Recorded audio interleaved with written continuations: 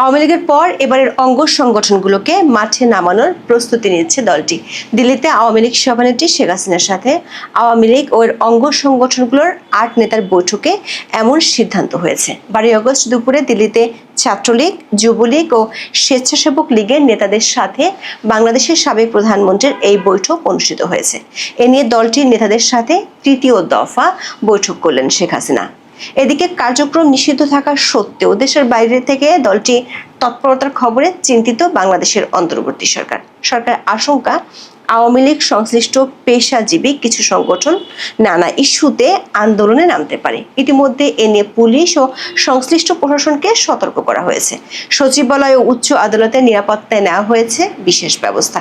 আবার জাতিসংঘের কাছে আওয়ামী লীগের হয়ে নালিশ করেছে ব্রিটেনের ডাউটি স্ট্রিট। বাংলাদেশের অন্তর্বর্তী সরকার ব্রিটেনের এই ল ফার্মটির বিরুদ্ধে লড়ার জন্য G37 চেম্বার্স নামে একটি ল ফার্মের সহায়তা নিচ্ছে। এই ফার্মটি যুদ্ধাপরাধের মামলাগুলো চলার সময় জামাতের আইনজীবীদের সাহায্য করত। বিস্তারিত জানতে চলুন যাওয়া যাক বিশ্লেষণে।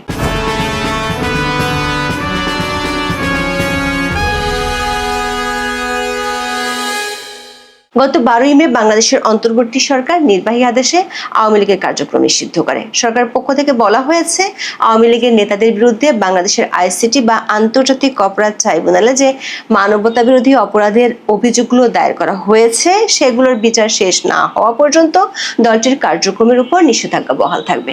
অন্তর্বর্তী সরকারের এই নিষেধাজ্ঞার বিরুদ্ধে জাতিসংঘের দপ্তরে নালিশ করার জন্য আওয়ামী লীগের পক্ষে কাজ করছে ব্রিটেনের law firm Doughty Street chamber.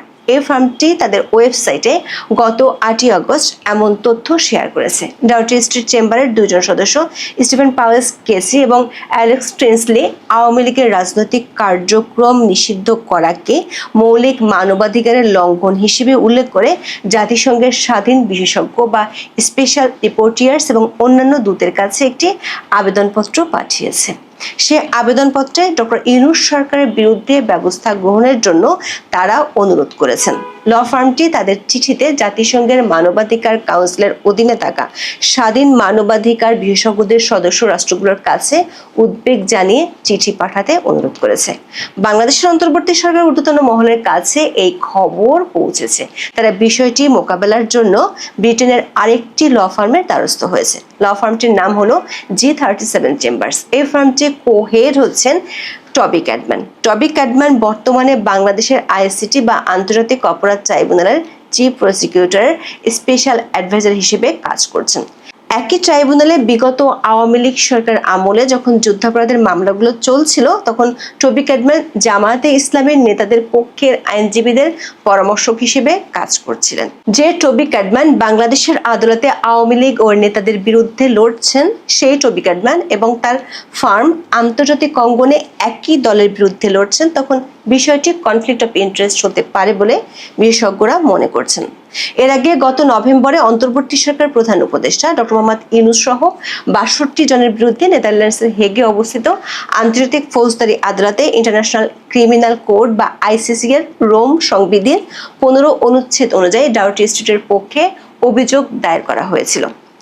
গত বছরের 5 থেকে 8 আগস্ট পর্যন্ত আওয়ামী লীগের অঙ্গ সংগঠনের নেতাকর্মী, হিন্দু, বৌদ্ধ, খ্রিস্টান ধর্মাবলম্বী ও পুলিশের উপর গণহত্যা ও মানবতা বিরোধী অপরাধ সংগঠিত হয়েছে বলে তখন অভিযোগ আনা হয়। ডাউটি স্ট্রিটের এই অভিযোগের প্রেক্ষিতে G37 চেম্বার্স তখন বিবৃতি দিয়েছিল। টবি ক্যাডম্যান স্বাক্ষরিত ওই বিবৃতিতে বলা হয়েছে, আইসিসিতে এ ধরনের অভিযোগ দায়েরের এখতিয়ার নেই। সরকার একাধিক সূত্র বলছে, আওয়ামী লীগের পক্ষ থেকে অধ্যাপক ইউনূস সরকারের বিরুদ্ধে আন্তর্জাতিক অঙ্গনে অভিযোগ দায়েরের বিষয়টি সরকার গুরুত্বের সাথে নিয়েছে। সে কারণে টবি ক্যাডম্যানের ফার্ম G37 চেম্বার্সের সাথে পরামর্শ করা হয়েছে। এদিকে আওয়ামী লীগের একাধিক সূত্রে জানা গেছে, বাংলাদেশের অভ্যন্তরে দলটির কার্যক্রম সরকার নির্বাহী আদেশে বন্ধ থাকলেও দলটি আটঘাট বেঁধে মাঠে নামতে চায়। সেজন্য দলটির সভানেত্রী ও বাংলাদেশের সাবেক প্রধানমন্ত্রী শেখ হাসিনা দিল্লিতে নিজ বাসভবনে একের পর এক নেতাদের তলব করেছেন। প্রথম 2 দফায় দলের শীর্ষস্থানীয় 12 জন নেতার সাথে মুখোমুখি বৈঠক করেছেন। এর আগে শেখ হাসিনা শুধু অনলাইনে দলের নেতাদের অডিও বার্তা দিতেন। দলটির নেতারা বলছেন, শেখ হাসিনা মূলত যেসব নেতা ভারতে অবস্থান করছেন তাদের ডেকেছেন, তাদের সাথে বৈঠক করেছেন। নেতাদের দাবি, শেখ হাসিনা সেসব বৈঠকে দিক নির্দেশনা দিয়েছেন। সবশেষ 12 আগস্ট তিনি বৈঠকের জন্য ডেকেছিলেন আওয়ামী লীগ ও অঙ্গ সংগঠনের নেতাদের। সাবেক স্বরাষ্ট্রমন্ত্রী আসাদুজ্জামান খান কামালের নেতৃত্বে কলকাতা থেকে 8 জনের একটি টিম শেখ হাসিনার সাথে দেখা করতে দিল্লি গিয়েছিলেন। এরা হলেন সাবেক সংসদ সদস্য সাইফুল ইসলাম ও সাইফুজ্জামান শেখর, যুবলীগের সেক্রেটারি মাইনুল হোসেন নিখিল, স্বেচ্ছাসেবক লীগের ভাইস প্রেসিডেন্ট ও সাবেক সংসদ সদস্য তানভীর শাকিল জয়, সেক্রেটারি আফজাল বাবু, ছাত্রলীগের সভাপতি সাদ্দাম হোসেন ও সাধারণ সম্পাদক শেখ ওয়ালি আসিফ ইনান। আওয়ামী লীগ ছাড়া যাতে দেশে কোনো নির্বাচন না হয় সেই ইস্যুতে আন্দোলনে নামার অংশ হিসেবে এই বৈঠক হয়েছে বলে দলটির নেতারা দাবি করেছেন। আগামী কয়েকদিনের মধ্যে আরও 2টি বৈঠক হওয়ার সম্ভাবনা আছে। বিবিসি বাংলার এক খবরে বলা হয়েছে, আওয়ামী লীগের নেতারা কলকাতা থেকে দলটি পরিচালনা করছে, সেখানে তারা নিয়মিত বৈঠক করেন। এদিকে কার্যক্রম নিষিদ্ধ থাকা সত্ত্বেও বিদেশে বসে দলটির এমন তৎপরতা বাংলাদেশের অন্তর্বর্তী সরকারকে ভাবিয়ে তুলেছে। সরকার প্রেস সেক্রেটারি বলেছেন, বিষয়টি তারা নজরে রেখেছেন। সরকার আশঙ্কা দলটি এই মুহূর্তে সরাসরি মাঠে না নামলেও বিভিন্ন পেশাজীবী সংগঠনের ব্যানারে তারা আন্দোলন করতে পারে। সরকার গোয়েন্দা সংস্থাগুলো সরকারকে এমন বার্তা দিয়ে রেখেছে, সেজন্য সরকার কিছু আগাম সতর্কতামূলক নির্দেশনাও দিয়ে রেখেছে। 12 আগস্ট হঠাৎ করে সরকার ও পুলিশ প্রশাসন সচিবালয় এবং উচ্চ আদালত প্রাঙ্গণে মিছিল মিটিংয়ের উপর নিষেধাজ্ঞা জারি করে নোটিশ দিয়েছে। বাংলাদেশ সচিবালয়ের ভেতরে নিরাপত্তায় মিছিল সমাবেশ নিষিদ্ধ সহ 7টি জরুরি নির্দেশনা জারি করেছে সরকার। সন্ধ্যা 6টার পর সচিবালয়ের ভেতরে জরুরি দাপ্তরিক প্রয়োজনে অবস্থান করতে হলে স্বরাষ্ট্র মন্ত্রণালয়কে অবহিত করতে হবে বলেও জানানো হয়েছে সরকারি নির্দেশনায়।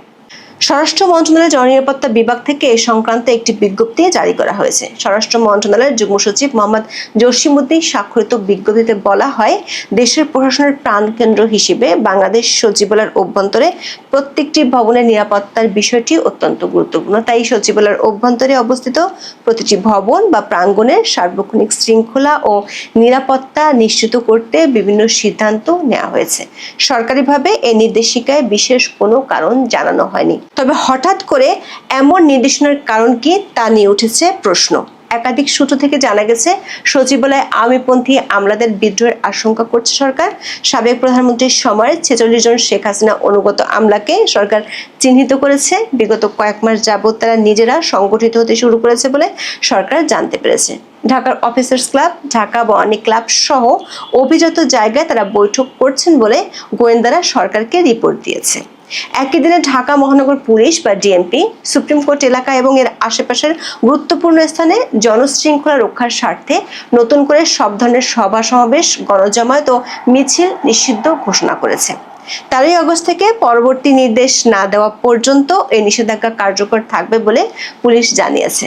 নিষেধাজ্ঞার আওতায় থাকা এলাকাগুলো হলো প্রধান বিচারপতির সরকারি বাসভবন, বিচারপতি ভবন, জাজেস কমপ্লেক্স, সুপ্রিম কোর্টের প্রধান ফটক, সুপ্রিম কোর্ট সংলগ্ন মাজার গেট ও জামে মসজিদ গেট, আন্তর্জাতিক অপরাধ ট্রাইব্যুনালের প্রবেশ গেট, বিচার প্রশাসন প্রশিক্ষণ ইনস্টিটিউট ভবনের সামনের সড়ক ও মৎস্য ভবন সংলগ্ন সড়ক। এসব এলাকায় কোনো ধরনের সভা সমাবেশ, মানববন্ধন, অবস্থান ধর্মঘট কিংবা শোভাযাত্রা করা যাবে না বলে জানিয়েছে ডিএমপি। সরকারের সূত্রগুলো বলছে, সচিবালয় ও কোর্ট প্রাঙ্গণে বড় ধরনের সরকার বিরোধী শোডাউন হতে পারে এমন আশঙ্কা থেকে এ ধরনের নিষেধাজ্ঞা দেওয়া হয়েছে। আগামী সপ্তাহে